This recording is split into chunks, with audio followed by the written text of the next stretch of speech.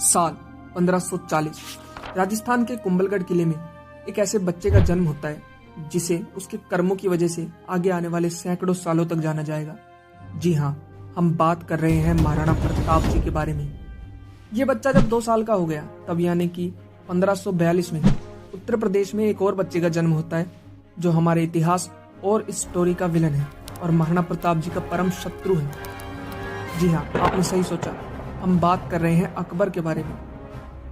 जब साल 1556 आया तब अकबर ने अपना शासन चलाना शुरू कर दिया और धीरे धीरे अपना साम्राज्य खड़ा किया और राजपूतों को हराकर उनसे वैवाहिक संबंध स्थापित करने शुरू कर दिए। उस समय बहुत से राजपूत लड़ने से पहले ही हार मान जाया करते थे और एक समय ऐसा भी आया जब मेवाड़ राजपूताना, जिसके राजकुमार महाराणा प्रताप जी थे, उसकी दीवारें दहलने लगी। फिर साल आता है 1576 जब महाराणा प्रताप जी के पिता का निधन हुआ और मंत्रियों की सहायता से महाराणा प्रताप जी को राजा बनाया गया। महाराणा प्रताप जी के राजा बनते ही उनको अकबर की तरफ से कई तरीके के प्रस्ताव आने लगे। उन्हें तरह तरह के लालच और शक्तियां दिखाकर झुकाने की कोशिश की जाने लगी, लेकिन महाराणा प्रताप जी अटल स्वाभिमान के प्रतीक थे। उन्होंने एकलिंग जी महाराज यानी कि महादेव जी की कसम खाई कि वो अपने जीवन में कभी भी अकबर को अपना बादशाह नहीं मानेंगे। और जब महाराणा अकबर के सामने नहीं झुकते हैं तो इसका रिजल्ट आया वो युद्ध जिसके बारे में हम बचपन से सुनते आए हैं, यानी कि हल्दी घाटी का युद्ध। तो जब बात युद्ध पर आ गई है तो हम महाराणा प्रताप जी की शक्ति को भी एक बार जान लेते हैं। महाराणा प्रताप जी का वजन 110 किलो था और उनकी हाइट 7.5 फीट से भी ज्यादा। जब वो युद्ध करने निकलते थे तब अपने हाथ में 81 किलो का भाला लेकर चलते थे और उनके कवच का वजन भी 72 किलो था। भाला, ढाल, तलवार, कवच कुल मिलाकर 208 किलो वजन हो जाता था। जब वो इतने सारे वजन के साथ मैदान में उतरते थे तो सोचिए उनकी शक्ति क्या रहती होगी। फिर आता है उनका घोड़ा चेतक, जिसका नाम तो आपने जरूर सुना होगा। बहुत सी कविताएं भी बन चुकी है इस पर। चेतक दुनिया का सबसे तेज सर्वश्रेष्ठ घोड़ा था। अब बात करते हैं युद्ध के मैदान की। युद्ध के मैदान में अकबर की सेना मानसिंह नाम के एक राजा के नेतृत्व में, यानी कि उसकी गाइडेंस को फॉलो करती हुई हल्दी घाटी की ओर बढ़ रही थी, जिसकी संख्या करीब 80,000 थी। दूसरी तरफ महाराणा प्रताप जी की सेना उनके कंपेयर में बहुत छोटी थी, यानी कि केवल 20,000। कुछ जगहों पर तो इसे 15,000 भी बताया जाता है। युद्ध शुरू होता है, लाशों के ढेर लगने शुरू हो जाते हैं, मुंड झुंड के झुंड कटने लगते हैं और फिर दिखने लगता है कि अकबर की भेजी हुई इतनी बड़ी सेना पर भी थोड़े से राजपूत, जो कि उनके मुकाबले में आधे भी नहीं है, वो उन पर भारी पड़ने लगते हैं। इस युद्ध के कुछ हिस्से भी बहुत फेमस हैं, जरा वो भी देख लेते हैं। जैसे महाराणा प्रताप जी का घोड़ा चेतक मानसिंह के हाथी के सर पर चढ़ जाता है और अकबर की सेना के सेनापति यानी कि मानसिंह की जान खतरे में पड़ जाती है।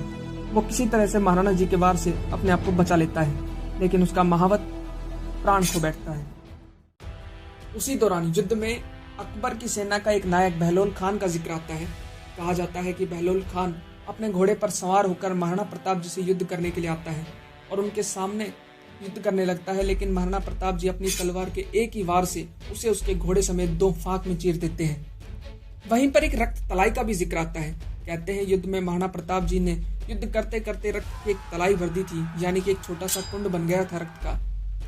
वहीं चेतक की भी एक हैरान कर देने वाला किस्सा सामने आता है, जिसमें बताया जाता है कि जब महाराणा प्रताप को उनके सामंत यानी मंत्री युद्ध से बाहर निकाल देते हैं ताकि महाराणा प्रताप को कुछ ना हो।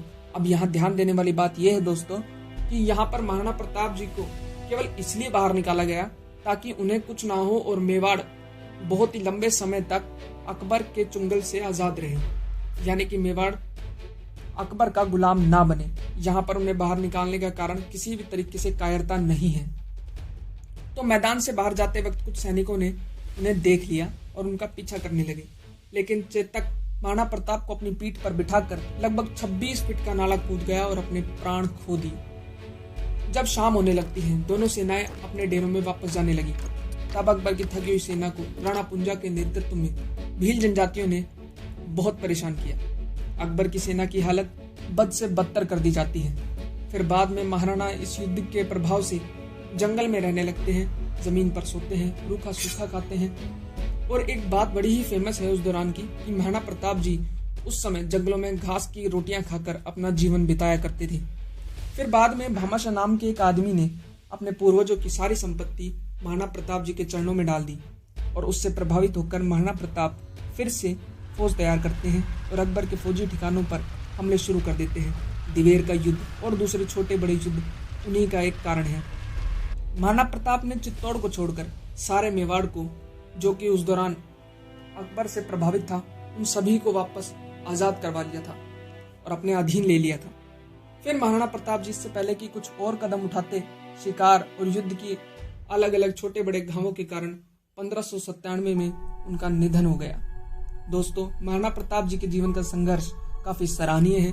उन्होंने बहुत दुख झेले और काफी जीवन जंगलों में बिताया, लेकिन अकबर के सामने कभी भी सर नहीं झुकाया और अकबर का महाराणा को पकड़ने का सपना ही रह गया। दोस्तों, हमने सिर्फ कुछ बहुत ही फेमस और छोटी बड़ी जानकारियों को ही आपके सामने रखा है। बहुत सी इंटरेस्टिंग बातें और भी हैं उनके बारे में। अगर आप चाहते हैं तो हमें कमेंट करके बताएं, ताकि हम आगे भी उनके ऊपर वीडियो बनाते रहें। हमने एक सीरीज स्टार्ट की है जिसमें अभी हम ऐसी पर्सनैलिटी आपके सामने लाएंगे जिनके बारे में शायद आपने सुना भी ना हो, लेकिन उनके काम बहुत ही ज्यादा हैरान करने वाले हैं। तो बने रहिए हमारे साथ और सब्सक्राइब कीजिए चैनल को।